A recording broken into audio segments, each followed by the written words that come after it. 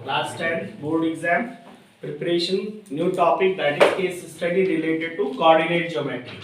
Coordinate geometry, one of the most important topic in 10th class. Most of the students don't know how to deal the case study related to coordinate geometry. In coordinate geometry, we have to know about x-axis and y-axis. We have so many 2D figures here. This is x-axis, this one is y-axis. So I make here x and here y.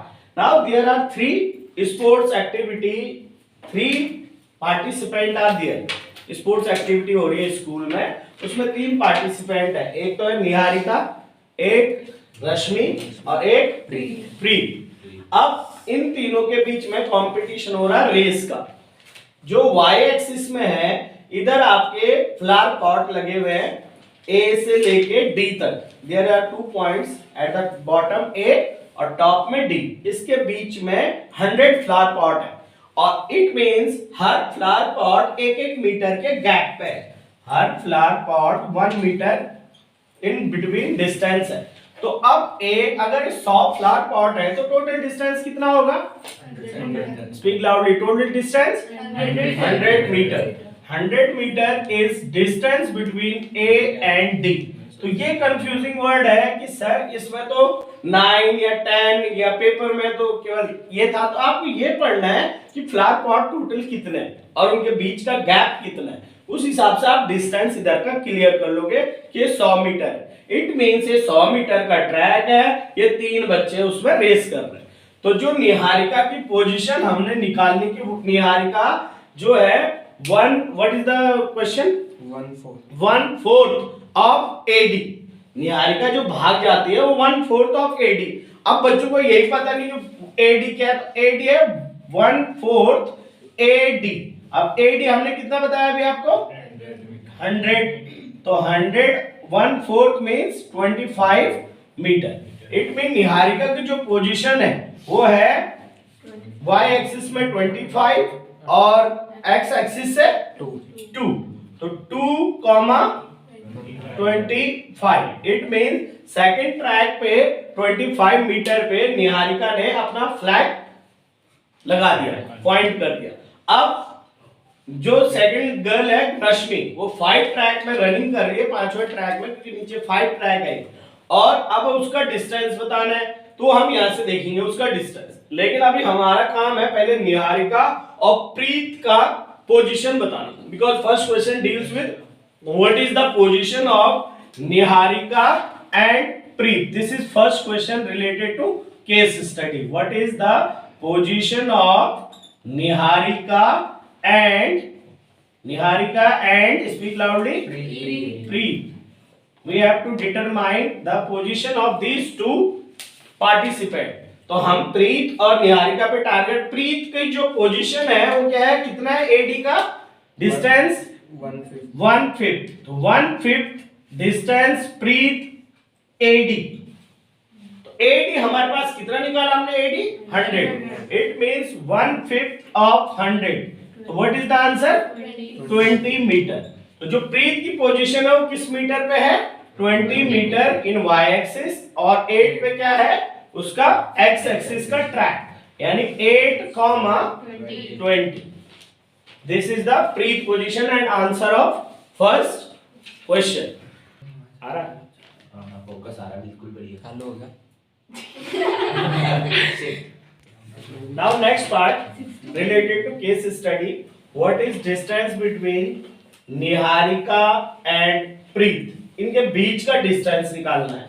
तो कई बच्चे क्या सोचेंगे कि ये distance तो सीधा सीधा यहाँ से देख लो, ऐसा नहीं। इसमें क्या हो रहा है, डिस्टेंस एक दो तरीके हैं। एक तो आप डिस्टेंस फॉर्मूला लगा सकते हो कि निहारिका का पॉइंट 225 है और प्रीत का पॉइंट क्या है 820। तो आपने इसको माना x1 y1 और इसको माना x2 y2। ठीक, तो अब इसमें डिस्टेंस फार्मूला क्या है? What is the distance formula between 2 point? तो np, why I write here np? because n is 1 point, other one is p. np under root x2 minus x2 minus x1 whole square and y2 minus y1 whole square. That is one method. I want to tell you other method because maths में आप किसी भी तरीके से सोच के ज्यादा method जो जनरली सब करेंगे वो ये, पर हम कुछ अलग क्या सोच रहे हैं कि अगर हमें ये डिस्टेंस मिल जाए और ये डिस्टेंस मिल जाए तो हम इसमें ट्राइंगल पाइथागोरस से हाइपोटेन्यूज निकाल सकते हैं बिकॉज दिस इज हाइपोटेन्यूज। तो अब इसको निकालने के लिए नीचे से आपका कौन से पॉइंट से 2 से स्टार्ट हो रहा और 8 पे फिनिश हो रहा, तो नीचे का डिस्टेंस कितना हो गया 6। कितना हो गया 6। यहाँ के लिए आपको थोड़ा सोचना पड़ेगा, क्यों? क्योंकि पहली पोजीशन पे यहाँ पे निहारिका और यहाँ पे प्रीत है। अगर आप इसको इधर के लिए लाओगे तो प्रीत की पोजीशन यही वाली है, तो प्रीत का डिस्टेंस कितना है 20 और निहारिका के कितना है 25 because distance is in y axis. तो इसके बीच में गैप कितना हो गया 25 माइनस 20 दैट इज 5। तो अब आपके पास परपेंडिकुलर मिल गया और बेस मिल गया, तो ये आ गया P और ये आ गया B। तो अब आप अगर इसमें ये वाला डिस्टेंस निकालना है NP तो क्या बोलेंगे h square equals to p square plus b square, यानी h square equals to p is 5, तो 5 का square and then b is 6, तो 6 का स्क्वायर कितना हो गया 25 प्लस 36 कितना आ गया 61। h square h equals to root 61। तो ये भी एक तरीका है इसका डिस्टेंस निकालने का, क्योंकि कई बच्चे इस तरीके से करेंगे, कई बच्चे इस तरीके से करेंगे। तो I think this student think differently, क्योंकि ये थोड़ा हाई ऑर्डर में सोच रहा है, तो इसके क्वेश्चन ज्यादा ऐसी सोच रखनी है कि सब जो कर रहे हैं अदर मेथड हो सकता है, फिर जाके आप कुछ ये जो केस स्टडी है ये इसी पे डिपेंड है कि आप मैथ्स के अप्लाइड कैसे कैसे कर सकते हो। Case study totally related to your 10th class topic, but इसमें क्या बताएगा आपकी डेली एक्टिविटीज जो हम करते हैं, मैथ्स का यूज कहां पे है, तो कितने तरीके से आप उसका यूज कर सकते हो। अब या come to the next question. Next question is that what is the position of Rashmi. तो रश्मि की हमें पोजीशन बतानी है ट्रैक में और इधर से उसका डिस्टेंस बताना है कि वो कितना मीटर रेस कर चुकी है। तो आप लोगों ने क्या सोचा कि भाई इसका मिड पॉइंट निकाल दिया जाए, क्योंकि रश्मि बिल्कुल बीच में है। अब कई ने बोला सर बीच में कैसे, आपको कैसे पता चला रश्मि बीच में? तो मैंने यहाँ से इसका काउंटिंग देखी, ये वाली यहाँ पे है 2 और यहाँ पे 8। तो अगर इस पोजीशन का बीच का पॉइंट ढूंढो तो 1 2 3, मतलब ये यहाँ से 1 काउंट करोगे, ये 2 ये 3 ये 4 ये 5 और ये 6। तो रश्मि कहाँ पे होनी चाहिए मेरी 3 पे, यहाँ पे रश्मि। इधर कितने छूट गए 1 2 3 1 2 3, यानी यहाँ पे रश्मि है। अब रश्मि की पोजीशन एग्जैक्ट बीच में आ गई, तो आपने कहा सर मैं मिड पॉइंट फार्मूला लगा सकता हूँ। मिड पॉइंट फार्मूला कहता है कि ये x1 ये y1 और ये वाला था x2 और y2, इन दोनों का बीच में मिड पॉइंट फार्मूला लगा के आप आंसर निकाल सकते हो। तो क्या आना चाहिए आंसर, यहाँ 2 प्लस 8, मिड पॉइंट फार्मूला क्या है x1 plus x2 upon 2, this is x, और y के लिए y1 प्लस y2 अपॉन 2। तो आपने इन दोनों को प्लस करा, कैसे x1 कितना आ रहा था आपका 2 और x2 8, तो 2 प्लस 8 डिवाइड बाई 2 कितना आ गया 10 बाई 2, आंसर 5। अब ये तो हमने इसकी x से पोजीशन निकाली। आपने कहा सर 5 तो नीचे से दिख रहा था, तो मैं नीचे से ही लिख दूं, वेरी स्मार्ट। ये बच्चा कुछ अलग है, ये बिल्कुल देखते ही बता देगा 5 हो गया, ये क्या कर रहे हो आप। पर हम क्या कर रहे हैं तरीके से जा रहे हैं। तो कोई अगर डायरेक्ट भी 5 लिखता है 1 नंबर का है तो सही है, लेकिन यहाँ के लोग डायरेक्ट यहाँ से देखेगा तो गलत हो जाएगा, क्योंकि यहाँ पोजीशन सही है जेल फ्लावर पॉट ग्राफ में हम 100 नहीं बना पा रहे। तो आपको ये पक्का पढ़ना पड़ेगा कि इसको निकालेंगे कैसे, प्रीत और निहारिका को सोचकर।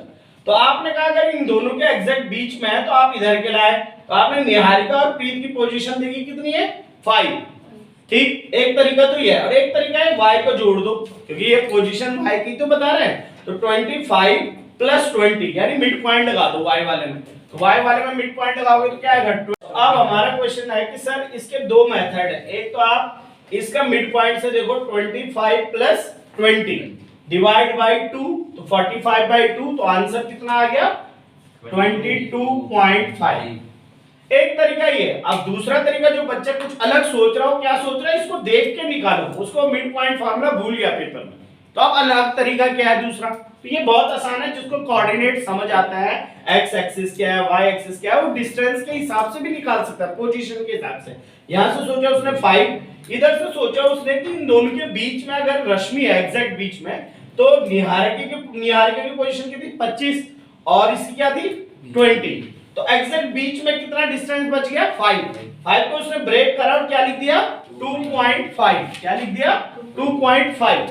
अब 2.5 20 में जोड़ना चाहिए 25 में जोड़ना चाहिए उसकी पोजीशन के लिए 20 में, तो 20 में जोड़ोगे 2.5 तो क्या आ जाएगा 22.5। तो ये बच्चा थिंक्स डिफरेंटली, ये कुछ अलग सोच रहा है, और यही बच्चा हर केस स्टडी को करने की पूरी क्षमता रखता है, क्योंकि वो सोच केस स्टडी है टोटली हमारी डेली लाइफ से। तो ये क्या कर रहा है, फॉर्मूले पे ना जाकर पहले अपना दिमाग लगा रहा है, और फिर फॉर्मूले से तो आएगा ही आएगा। जिस बच्चे को एकदम से फॉर्मूला मींस वो टाइम सेविंग है, फॉर्मूले से तो टाइम सेविंग हो गई, पर ये बच्चा करना तो टाइम सेविंग, पर इसकी अगर प्रैक्टिस ऐसी रही पूरे 1-2 महीने में, तो ये हर कुछ केस स्टडी को सॉल्व करने की क्षमता रखता है।